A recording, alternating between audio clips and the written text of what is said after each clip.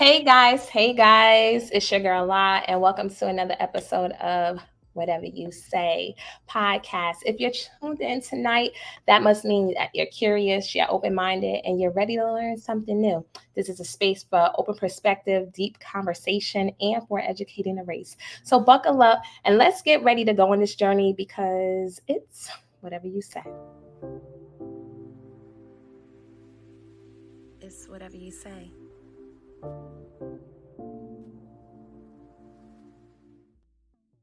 Hey guys, welcome to another episode. It's been a little minute. The last time you see me, I was doing this Your Time to Shine. We try to introduce something new, but I'm not going to stop. I'm going to keep introducing that to the world because I want to give people their 15 minutes, 5 minutes, 10 minutes of fame, whatever you want to call it. So though people didn't chime in the last time, I was given a lot of great feedback and they said I should keep going. So I'm going to do my little Tyler Perry and just keep going because when he first started, honey, he didn't have but a few people in the audience and he kept the show going. So it must not stop. Okay. People were like, oh my goodness, I found out late. So I said, I'll give you guys another chance to chime on again because there are a lot of people that I know that have businesses and want the opportunity to talk about that. But y'all already know what time it is. And what time is that? It's time to go on to that Facebook like page or our YouTube page and share to a friend, to share to a friend, to share to a friend. So that's what we're doing right now. All right. And I hope everybody has been having a good couple of weeks since the last time we met up. And so far, so good. I have a lot coming up for me right now. There's a community event in my town that's taking place on the 25th. And my youth choir is going to be singing. And then I'm going to be doing like a mime dance there. I was asked to do it. And I don't want to dance, honey. But for some reason, people keep asking me to. So I'm just going to answer the call. It is what it is. Apparently they like it. Praise God. So I just have to do what I need to do, honey. All right, let's go. So I'm logging on to my Facebook page. Yes, we are live right now. I see people chiming in. Thank you guys for chiming in. And like I said, share to your page as I'm doing right now. And then like tag your friends, send it to someone, message. I'm going to tag highlights. Let's see what we have right here. We are live. My mom was like, when are you going on? So shout out to my mama for supporting me. Here we go. All right, so we have a special guest right now. And I want to introduce her. The show is called Fiscally Responsible. And who is better to talk about being fiscally responsible but Miss Fiscally Responsible herself, right? So let's give a warm hand claps to my girl, Miss Fiscally Responsible. Hey. Hi there. How are you? I'm good. How are you today? Great. Listen, I'm going to give you the stage right now. I'm going to let the people, so you can let the people know who you are. And yeah, here you go. Hi, everyone. I am Brittany, Mrs. Fiscally Responsible Charles. I am the owner, CEO, and founder of Fiscally Responsible. I am a financial coach helping women be smart and rich with their money. Yes. And that's what we need a lot of help with right now. Because some people, listen, during the pandemic, those people got their little stimulus checks and they didn't know what to do with them, honey. They just went and spent and spent and spent. So hopefully moving forward, they can make some better choices, possibly when they get their income tax or that extra check that you get every year, You know that. So let's get into the questions. Why don't we? What inspired you to become a financial coach and start Fiscally Responsible? Oh, well, becoming a financial coach and starting Fiscally Responsible was birthed in 2018. I was on my own fiscally responsible journey that was extremely personal in terms of really getting on better track with my own finances for myself and my husband. It was a matter of really wanting to break that paycheck to paycheck cycle, really wanting to win and be much smarter with our money, we decided to develop a plan to become debt free in 8 months by paying over $39,000 of debt. Um, really just being locked in, knowing that we were bringing in great income. However, we was living paycheck to paycheck. So it was a matter of us, really having that life transformation in terms of with our money. It was the best thing we could have ever done in 2018. And from there, it really just opened my eyes in terms of how many more women are experiencing those same things in terms of feeling like you're stuck in this cycle of living paycheck to paycheck, wanting to do better with just managing your money as a whole. So in 2018, after going through that journey, it was important for me to help more women really transform their financial lives as much as possible. I love that you basically had to, cram down and like get very disciplined. And I know that required a lot of like less spending habits.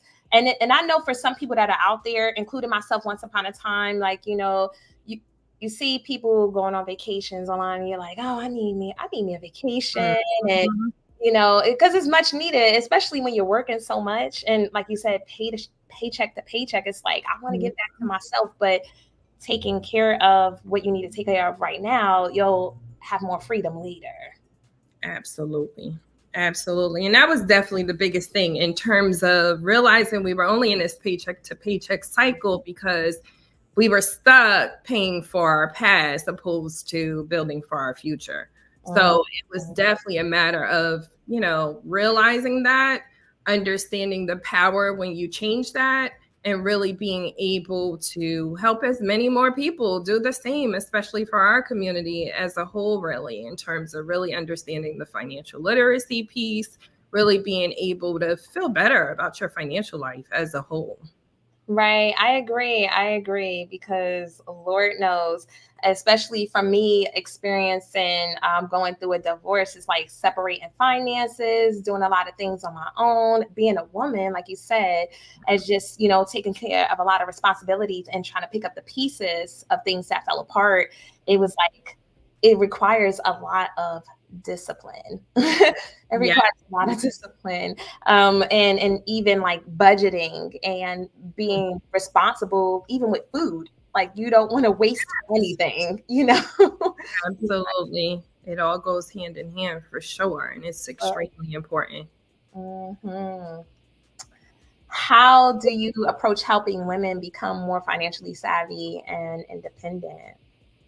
Yeah, so working with clients on a one-to-one basis, or really just being able to share as much free resources when it comes down to just the education piece as a whole, really ensuring that the information is distributed out there as a whole, really.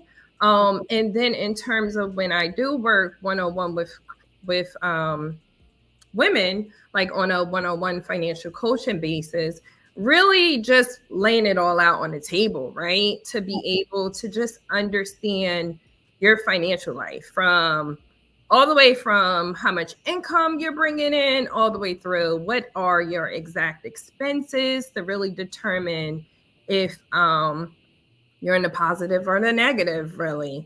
But it's really that sense of really analyzing and evaluating every single detail of your financial life to make sure it's aligned appropriately to determine, are you overspending? Are you in need to make and earn more money? Have a side hustle, whatever the case is, but really taking the approach of really collecting and evaluating your total financial picture.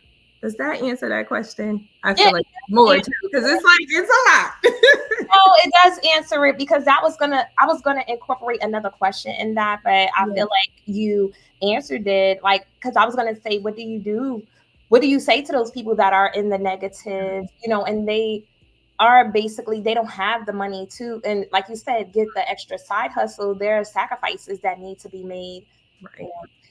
Yeah, so it's a matter of really being understanding that, you know, our finances is a taboo. It always has been a taboo, right? And it's not always a comfortable sort of circumstance or a comfortable thing to work through, right? Or to just face in itself. So it's really a matter of establishing that level of comfort initially to really take that deep dive and really just be honest and be and face, you know, the reality of the circumstance. What I find is that, and I was there too, so I'm always using myself as an open book, fully transparent with my own journey and sharing all those details in and out, really. But really being able to understand and share, like, it sometimes you can be in the hole, you could be in the red from month to month, right? But really understanding that you do need to make certain sacrifices if you really want to change, and really being able to also identify like why you want to change first and foremost. I think that's super important because that's only going to keep you on the path to stay disciplined or really reach those goals that you want to achieve.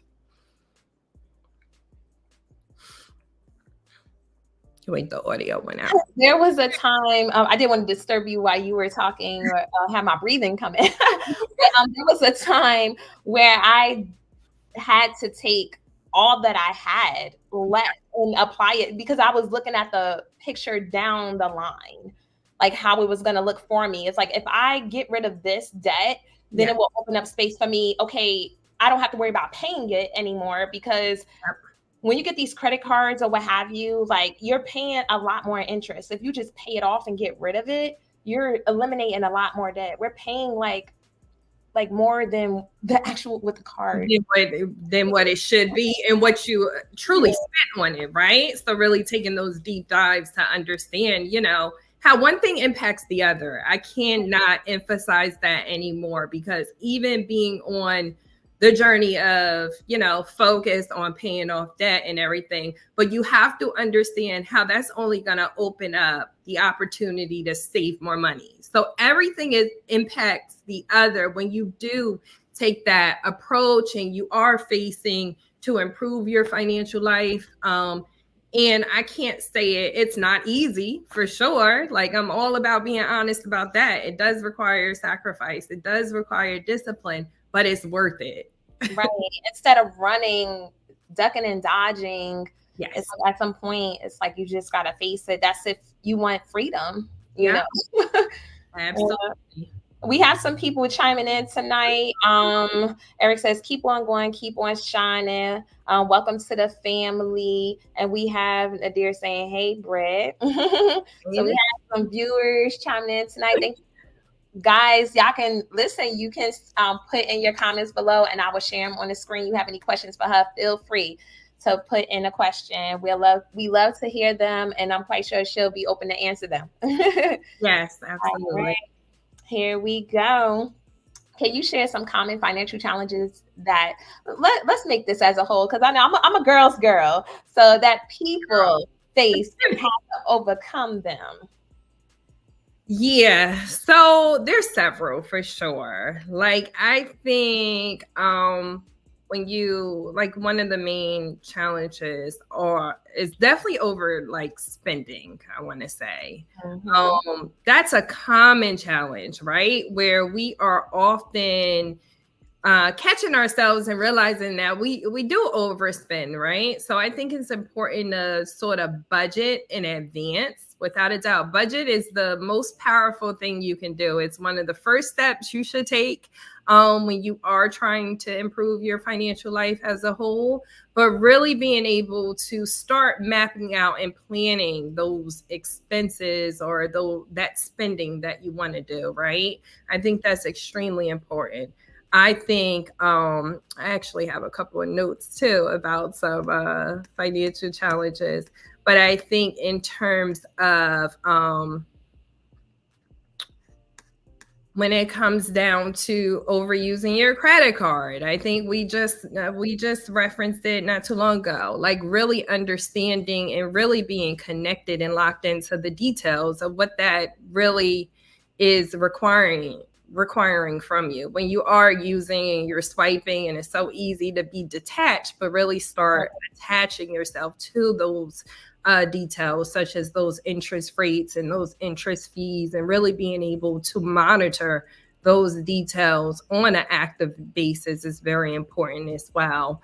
But I want to say, just to sort of focus on a couple of key things, really overspending is definitely the big thing, where it requires you to be able to budget and plan in advance, as well as, utilizing your credit card, because utilizing your credit card is only going to lead to you going deeper into debt. And therefore, it's very important to stay more connected to that, those details and those interest details and those fees that's associated with using that. There's several more for sure. So like I remember when I first got a credit card, I got a credit card in 2008, and that's the only credit card I've always had. And it was crazy because I would use it, and I have a long history of credit history on it because I've had it for so long, which is a good thing. Yet when I first received it, I didn't know how to use something. I'm like, oh, you use it, you just pay it back, whatever. And then eventually the rate it started at 300 and it went up to 7, and it just kept going till like thousands, right? And then eventually I came to understand, like, why not? It's for building your credit. So why not pay off something that you would normally pay in general and just pay it right back? Yeah, exactly. Yeah. That's well stated, because yes, it's a tool for you to build and improve and just build up your credit as a whole. So my suggestion is always like, okay, instead of just frivolously using it to spend and go on shopping sprees, right? Let's allocate that credit card to a designated expense that you have regardless, like car insurance, right? Where that's most appropriate to use, because you're still killing two birds with the same stone, for sure, in terms of that. So absolutely, it's a matter of being able to get to a point of being smart, savvy with the tools, instead of allowing the tools to take control of you. Yes. Oh my gosh. Oh my gosh. And it happens to all of us. It happens to the best of us, for sure. I was there for sure, where it was a matter of like, before I knew it, it was this crazy balance. And it's just like, well, what did I use it for, right? Opposed to, you want to stay good standing on your credit card. So you should really have it allocated to something that you have to pay regardless. Don't create an expense. Oh my gosh. The trauma from the past. Yes, and it's a lot of trauma, for sure. Yes. In itself, just growing up and not really having access to this information, right? Or having these conversations, like really being able to normalize this money conversation is so important, because we all can learn from each other. Right. Especially teaching our children from our mistakes and for their future. So, absolutely. And I know with us both being moms of, youngins, right? We're like, our children is going to be so set up. Yes, that part. Yes. Oh my gosh. Because I'd rather him be more set up than I am. But it's like, listen, if we can shine together, I'm with it. Absolutely. What are some key strategies for women to build a strong financial foundation? Ooh, I really love this question, for sure. So I think it's important to build a financial foundation, a very strong foundation. So I would say definitely being able to set clear and smart financial goals, right? It's so easy to say, oh, I want to pay off all my debt, right? But how are you going to do that? When you're going to do that? How much are you going to allocate to it? It's so many unanswered specifics in terms of that. So I think it's extremely important, first and foremost, to set a clear and smart financial goal. Okay, I have $5,000 of debt right now on a credit card. So I know in order for me to reach the goal of becoming credit card debt free, right, I need to pay XY amount of dollars per month for the next few months to be able to say by December, by the end of the year, I am debt free, right? So really just being as clear and specific and smart is super key. Being able to budget and plan every time you have money come in. Like I cannot emphasize that anymore of how important it is to plan it all out. Like the minute you get your paycheck, right? You should have a plan for that paycheck. Don't be all just free with it and say like, okay, I'm just making sure my bills being paid, because that's a huge difference when it opposed to planning it out and budgeting it out, so to speak. So I highly encourage you, every time you have money coming in, whether or not it's your paycheck, whether or not it's a tax income refund, whether or not it's an extra side hustle stream of income, always have a plan for your money in itself. I want to say, I have a list of different things, but I also want to emphasize like paying off debt using a strategy is super important as well. So there's two different strategies that are the most common, which is the debt snowball strategy, meaning that you pay off your debt from smallest to largest balances, where you actually are laying out a plan and a strategy to ensure that you can reach that goal of paying off your debt in itself. I have more. We have I could go on with this question. Keep going. It's your show, girl. Go ahead. Another strategy for paying off debt is the debt avalanche strategy, whereas you would allocate paying off your debt according to the interest rate, right? So the highest interest rate you would focus on from highest to lowest, right? So really being able to lock in on either one of those strategies, or even if you have to take a hybrid approach, it's nothing wrong with making a quick pivot midway through the journey if it's what's best for you. Automating your savings is key as well. So making sure that you're locked in to automate your savings. It's definitely a way to just stay mindless with it, and then having the capability for it to grow automatically overall. So I highly encourage, if you're someone that's experienced a lot of challenges with just saving money, then automate it. That's a easy sort of way. And then lastly, auditing and forecasting your financial life. So really being able to just assess, evaluate, do a self check-in, right? Get an accountability partner for you to just sort of evaluate where are you at with your finances and your financial life, right? Being able to just ensure it just makes sense for you overall. Because one thing I could say about when you are focused on your financial life, and then you're also living life, so many things could change, right? I can't even express how many changes that I had since I started my own journey since 2018, between having a child, you may possibly move and things of that sort. So it's extremely important to actively sort of audit your financial life. The market, inflation, right? All those factors impact us on a regular basis, and they totally impact our financial lives. And yes, I totally agree. Like, with the auditing and also like with the changes, because recently it's like pricing going up, possibly taxes, or possibly somebody that rent might go up, over $100 more and things of that nature. So it's like, okay, now I have to like shift gears and figure out, okay, how am I going to budget now with Right. these changes that are being made or Yeah. what have you. So, whew, yes, plan. You gotta be proactive for sure. And the amount of changes that we experienced over the last, like, let's speak about it with COVID, right? Over the last 4 years, like you opened up talking about the stimulus checks, right? Where the government was throwing money at us, right? What were we doing with that money, you know?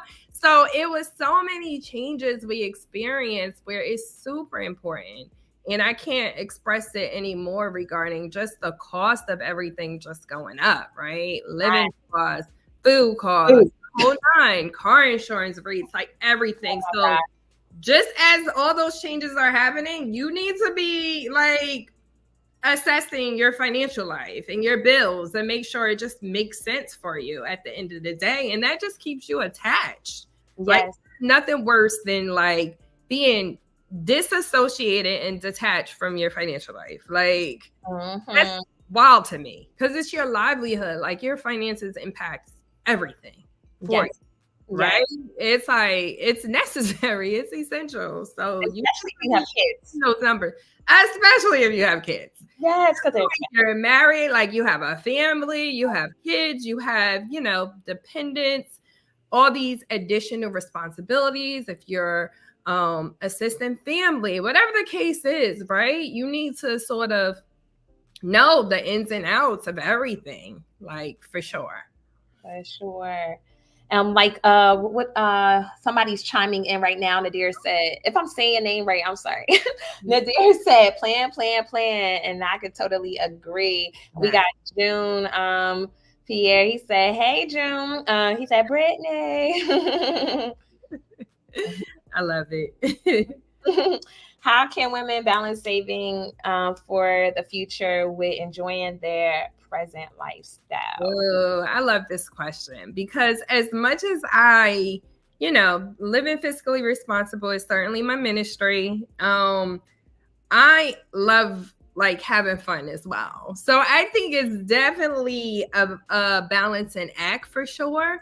And I think it's important that you maintain and sustain a balance when you're even on your financial journey and you're working on specific financial goals, because it's just key. Like it's necessary to have a little play as well. So I always recommend, you know, being fiscally responsible, but at the same time, really integrating a balance there. Like when it comes down to when I work with clients one-on-one, right? I'm always about, okay, but what about play, right? We literally allocate an expense line that's designated for that purpose to play, like in terms of really just having an opportunity to have a little guilt-free spending. Now you still have control over that, right? And you're not just like spending an enormous amount of money, but it's very important that you integrate that into your strategy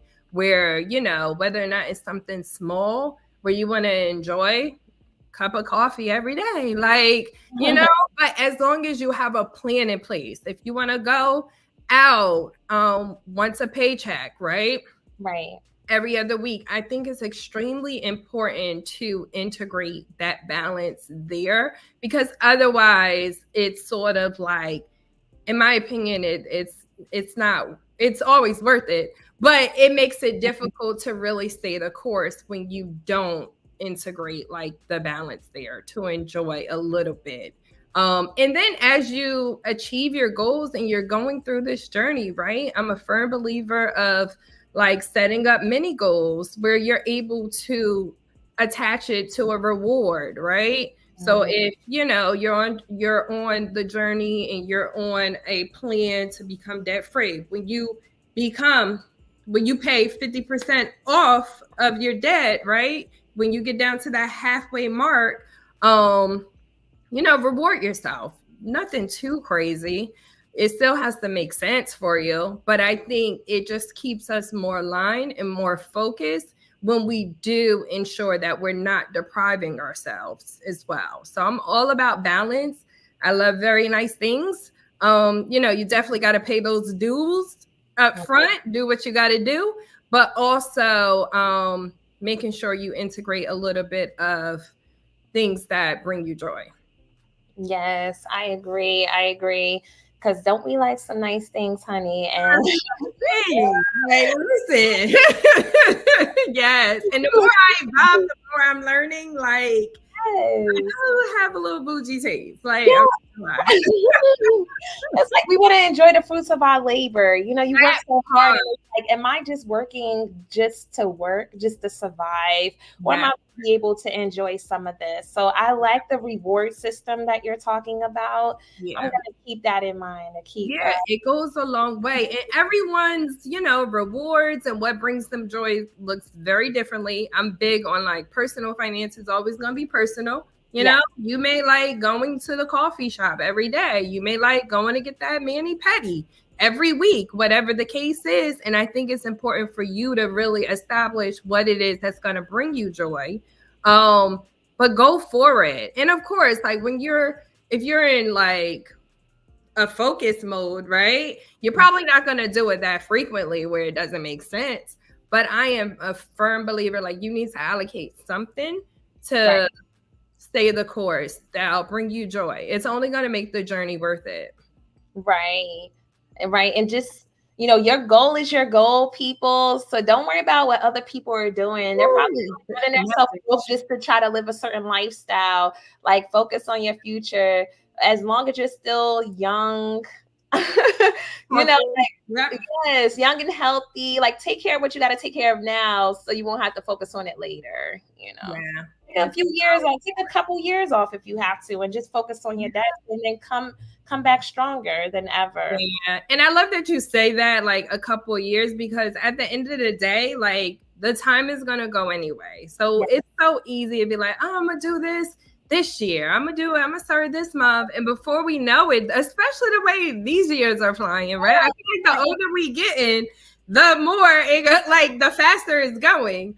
But it's just like, okay, you don't want to be that person, be like, dang, I started paying down my debt over a year ago. Like, honestly, you probably been debt free. Like, if you conceptualize it, like, okay, I should have saved that money. Like I said, I was going to set it up automatically. And I could have been sitting on a couple of $1,000 right now. So understand, like, time is moving regardless, and time is your friend, especially when it comes down to money. Time is money. So it's important to always keep that in mind. Like, the time is gonna go regardless. So you want to just lock in now. You don't want to be that person. And I have some things that I have as open task and pending items on my end too, where I'm like, dang, I said I was supposed to do that in 2022. Yeah. But it's still time. You still have time. Still have time, but I gotta get on it.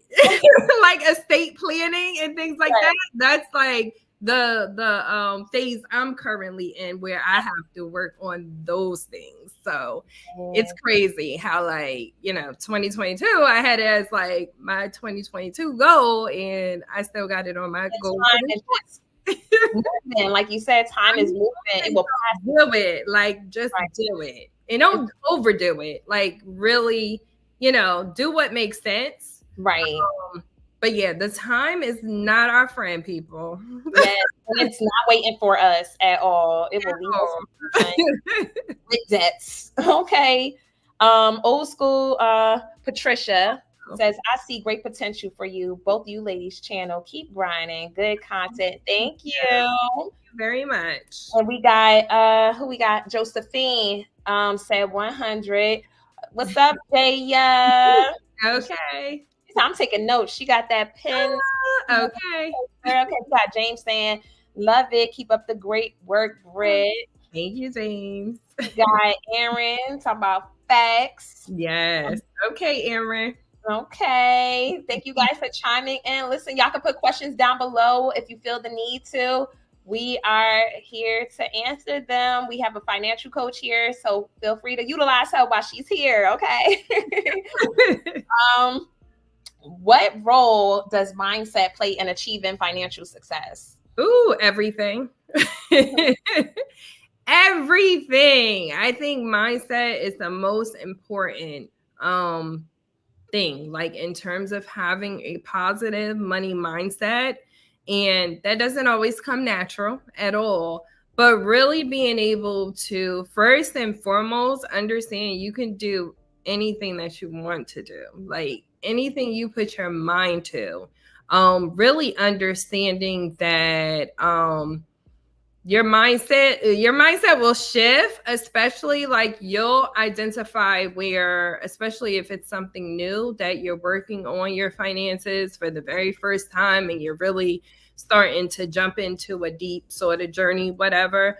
You're gonna have those mindset shifts, like something as simple as, and I love bringing this one up, in terms of you have all this money in your savings account. It's making a decent interest, right? You're earning a decent interest, and you better have your money in a high yield savings account.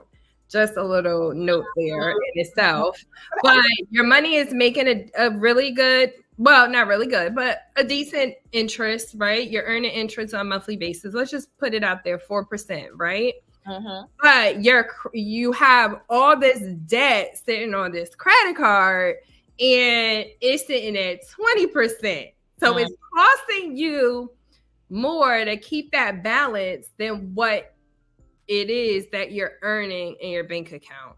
So like, I love when people like see that, like, and have that mindset shift of realizing like, okay, it's not smart. It's not financially smart to really have that money just sitting there and you're paying to save, right? Like, you're paying for it to sit there. Like, you're wasting money in that moment in itself. And like, when you start to expose yourself and start to converse about money and really just like being transparent with things, right? You start to develop a greater and a better money mindset in itself. But mindset is extremely important, just like it is with several other things. Like in terms of understanding, like, you can do it, having that financial confidence that you're gonna do it, and as a whole, really. So I would have to just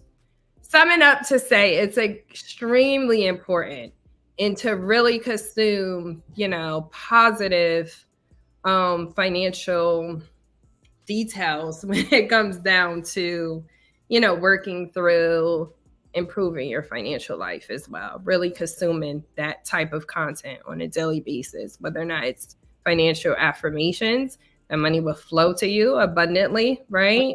And having that really good positive relationship with your money as a whole, all the way through to like reading books to shift your mindset and it as a whole. And I agree. And it also takes saying, no, I can't go out. Ooh, that's the one. Saying no, the power in no. My daily devotional, and Miss J can actually she can speak to this too, but it's real, like understanding like that discipline too. Yes. It's okay. You're making those sacrifices with a purpose. You're making those sacrifices that's well worth it. And saying no. No is like the golden word for everything. Like, listen. Like, it's perfectly fine to say no. Erin said you could take some of that savings and invest into a cash flow asset. Ooh, yeah, let's talk about that investing. Okay. Yes. I mean, I had to get to a point where I had to tell my friends in advance, like, I'm sorry, I can't go out. And it hurts to say it because it's not that I don't have it right now. I don't have it to spend.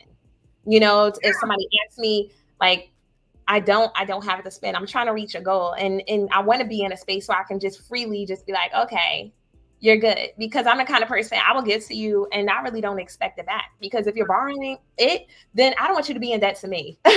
So, even though somebody might say, hey, can I borrow this? If I got it, to give, then I'm going to give it without expectation of receiving it back. I never ever really wanted back things from people because I just like, I don't want to put them in a deeper hole. Like, Of course. Yep.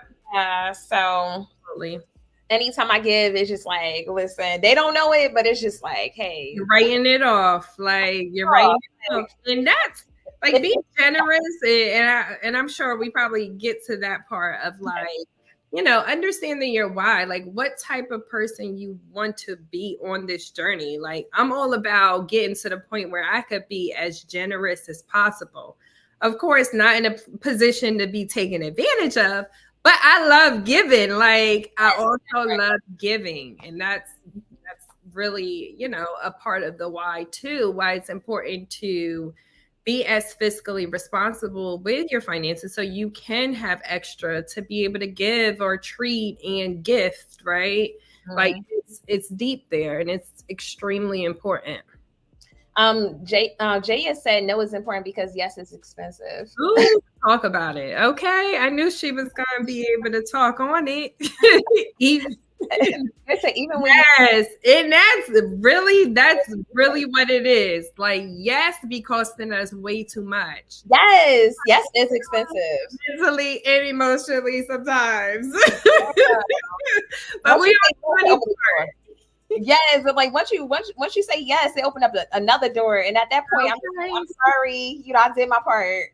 That part. I remember being like super disciplined, like at the start of like 2018 on my fiscally responsible journey, and it like I had to muster up saying no to like when they asked, "Oh, Britt, you weren't planning on this trip?" Nope. I'm like, yeah. But it was so powerful because I knew my priority at that point in time. Your life, yeah. Yeah. So it's like, you don't have to say no to everything, right? But you're going to have to say no. Yeah, some things that are going to interfere with your goal. It would be important, like well worth it. Like that no would be well worth it. We can cross this bridge another time when I met my goal, Right, exactly. Talk to me in 12 months. Talk to me in 6 months when I reach my mini goal, right? I think so, right. Where I can treat myself. As a believer, how did your faith influence your approach to financial coaching? Oh, I really love this question. So, it's really a matter of always keeping in mind that it's important to be a good steward to our money, right?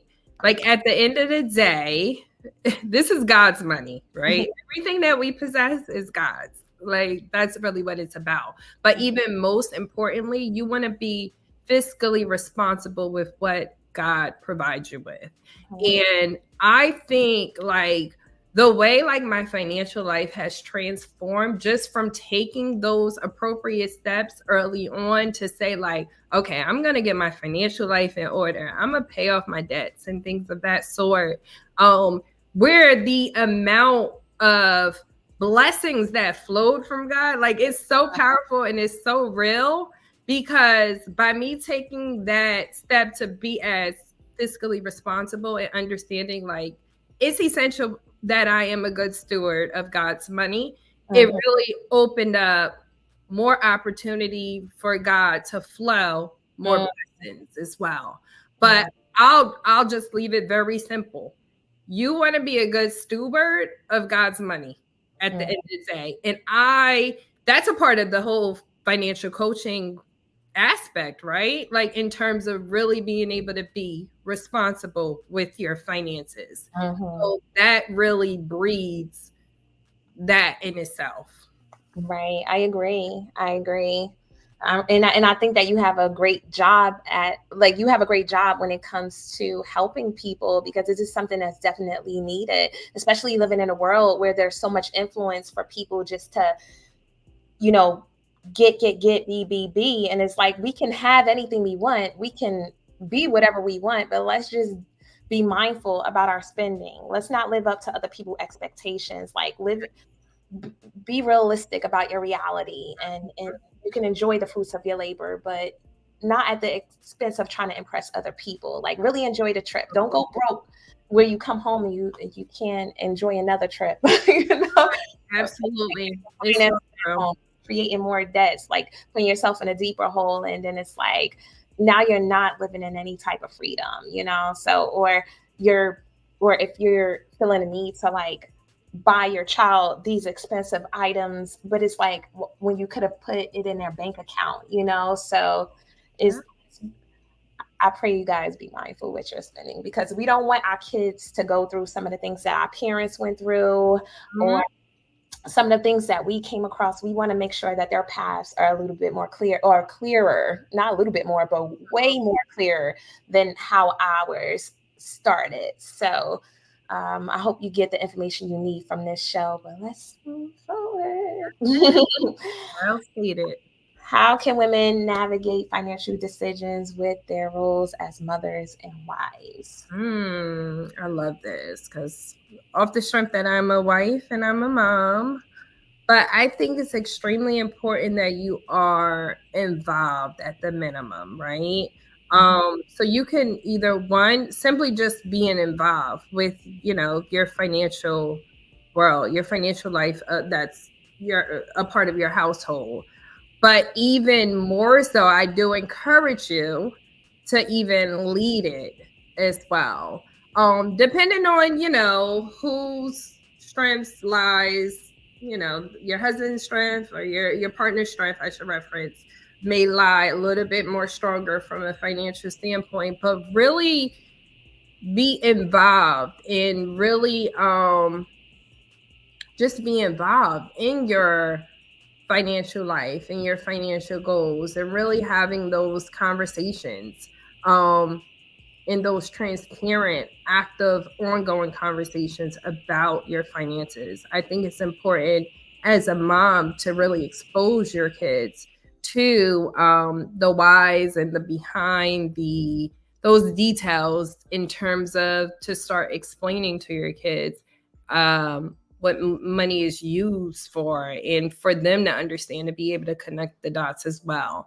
But more or less, I think it's extremely important that you are involved, that you are, well versed in your own financial circumstances, understanding your total income that you generate, being able to understand, how much does it cost you to live off of on a monthly basis, understanding those details, being able, because that's only going to equip you and empower you to manage your money more wisely as a whole.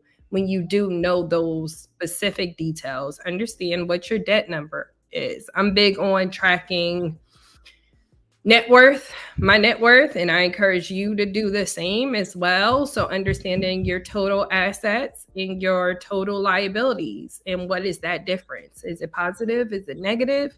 But what is that number in itself?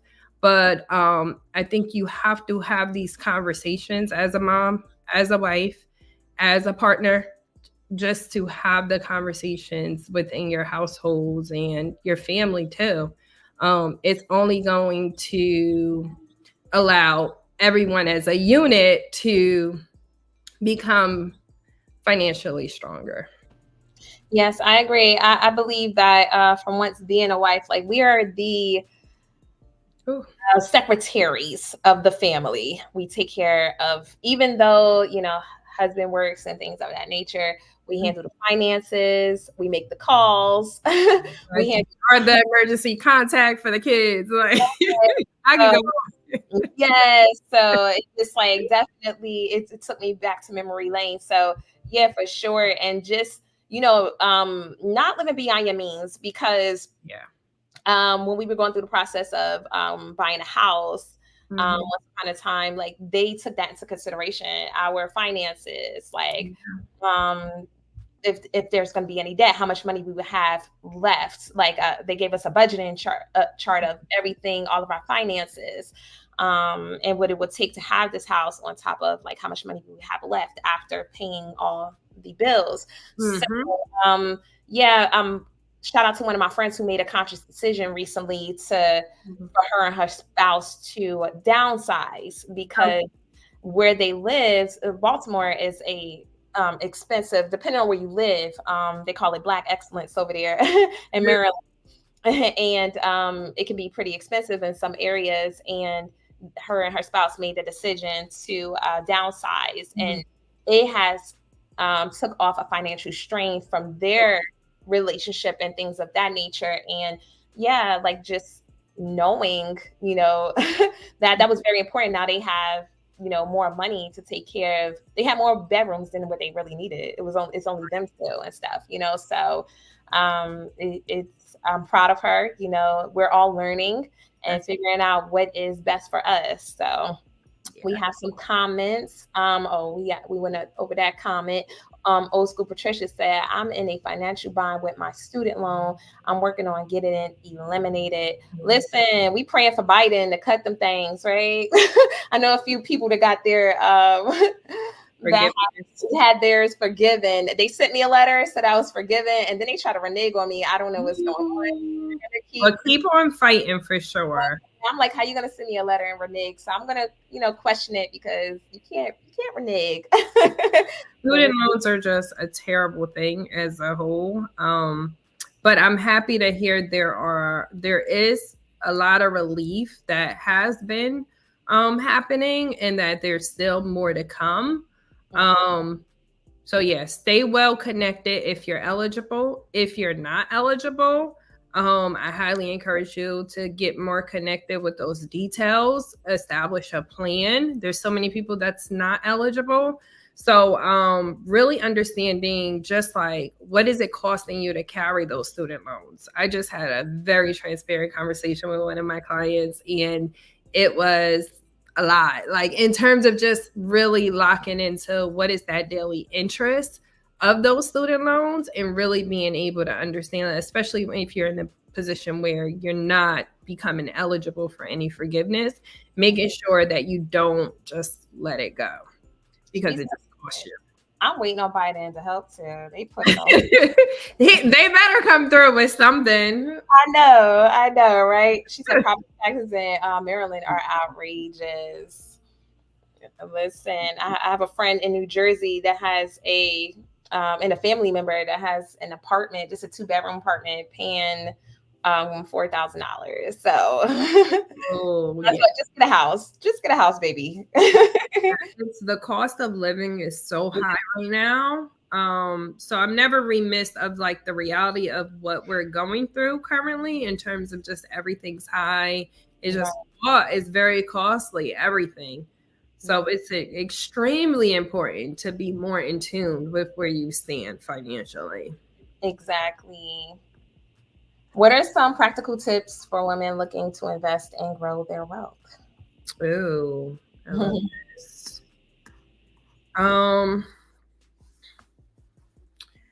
would say automating. So if you are someone that has like a 9-to-5, or have a W-2 job, and getting W-2 income, whatever the case is, if you're not self-employed, tap into understanding what your employer offers to you when it comes down to retirement accounts and retirement benefits and retirement savings, whether or not it's a 401k, a 403b, a HSA, and being able to explore that in a way where you take the action to sign up for it.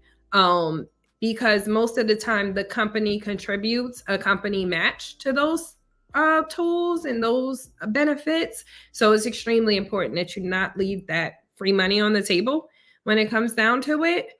When it comes down to being able to educate yourself more on stocks and investments and investing as a whole, right? Really consume information to really educate yourself, because investing could be very risky as well. So I think it's extremely important to understand what you're doing.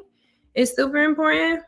But primarily taking those steps at the bare minimum to start investing, whether or not it's a small amount, whether or not it's through your employer, if you have access to it, or whether or not you just self-invest. I think it's extremely important. And there's so much access to tools to be able to invest. So you want to be working on some investments at the bare minimum, or at least at the bare minimum, I should say, at least one. You should be investing actively and really being able to stay educated with understanding the market trends and things of that sort. I'm not going to lie, it could become very overwhelming, especially as you get started with exposing yourself to this information. But I promise you, if you continuously stay committed to consuming that information, you're only going to further and easier understand it. I agree. Yeah, I have a testimony I want to share. Yes. I had a friend years ago that was signing up for Robinhood. So because um okay, so I have a friend that had Robinhood app, and because I was a friend, you know, when you sign people up, you get referral. So I just did it, right? You get a free $5. So I just let that $5 sit. And I was not paying attention to it, honey. I turned around one day, it turned to $100, right? I was like, I thought I was there. Then I was like, let me take this $100 I'm investing into a stock. And then it just climbed until it went over 1,000 eventually. Like I was just like playing around with the stocks. They will send you information in the Robinhood app, just giving you, you know, information on how the stocks work or what have you. Eventually, when I made a certain amount, I was able to use that money to pay off a debt that I had. So it was a blessing for me. But like I just was sitting there and I didn't put no money into that thing. It was just started with the $5 that I was granted from signing up for the app. So I don't know if you guys are into like those little apps, Acorn, Robinhood, what have you. There's some apps that give you free $5, but I'm just I don't know. I'm a living testimony that $5 turned into thousands of dollars. So just, you know, and it was able to help me, you know, eventually at some point when I needed it for an emergency.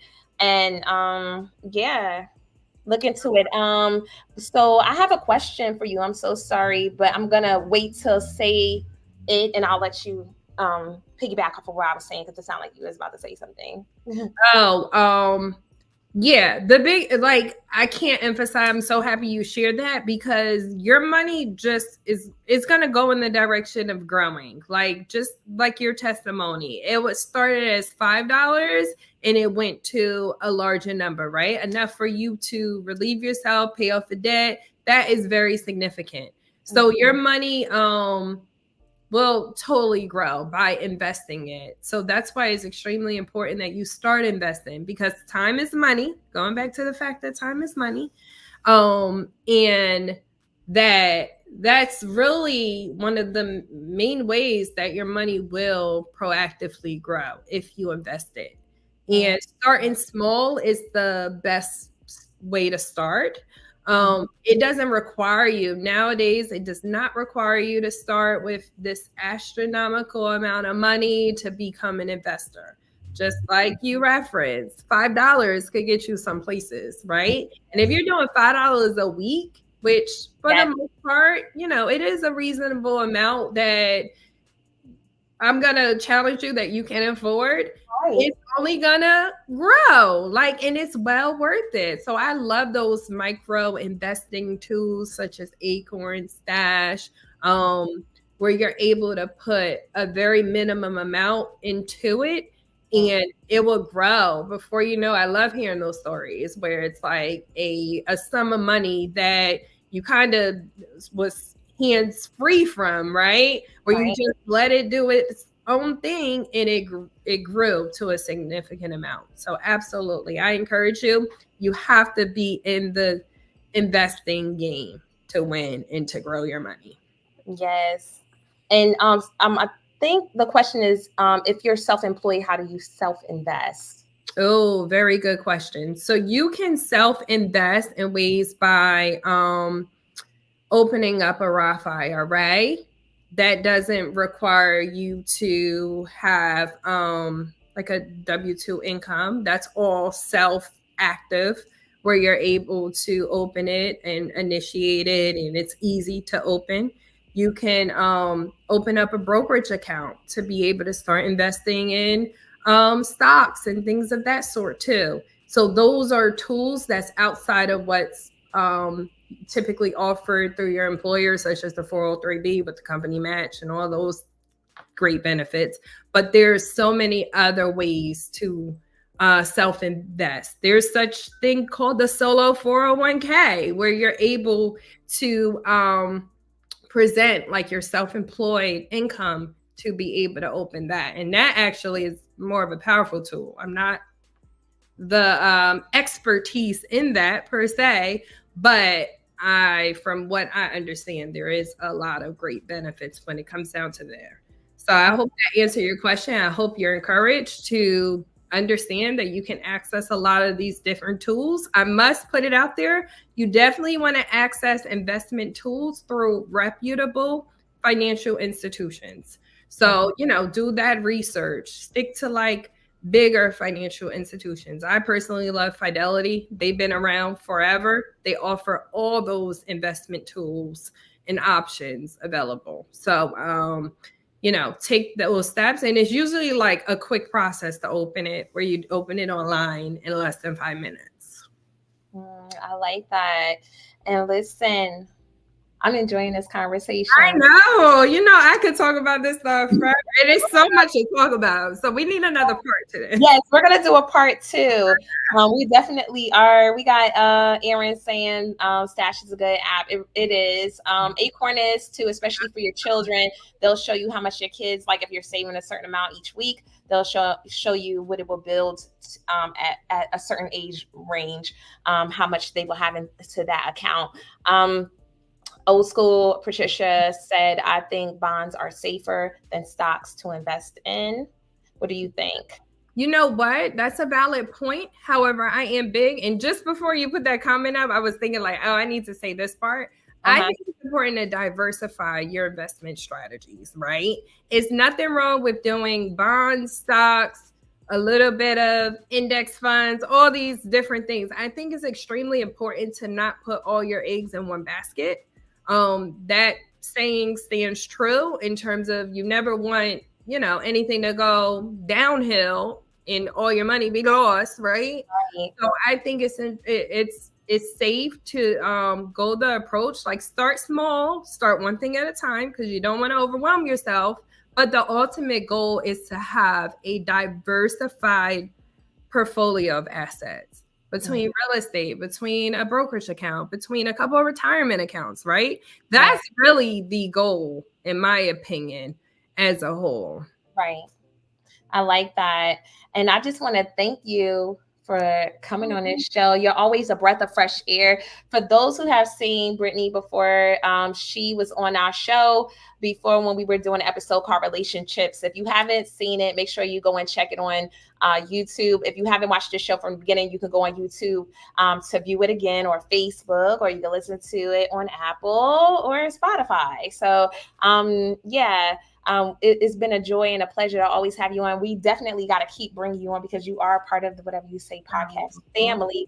But without further ado, I have one last question for you. And then if you want, you can close out with leaving people with a final say and leaving them with where they can find you at. And here's your stage, my dear. How do you envision the future of financial empowerment for women through your work with Fiscally Responsible? Ooh, very good question. So I would have to say, I envision my work in a way that continuously empowers women for sure, and men as well, because I don't discriminate whatsoever. But in terms of really being able to achieve your financial goals, really being able to be smart and wise with your money, realizing that you are rich with your money, and rich meaning that you realize you create your own happiness. That acronym means realizing I create my own happiness with my money. Our money is a tool, so it's very important to understand that you want to be a good steward with your money as a whole. So I really envision clients that work with me to really be on a great track financially, to really be focused on building a positive net worth, really building assets. Essentially, I like focusing on the basics and the foundation that's really going to establish a way to get to the point where you are building wealth. So without a doubt, us all being wealthy.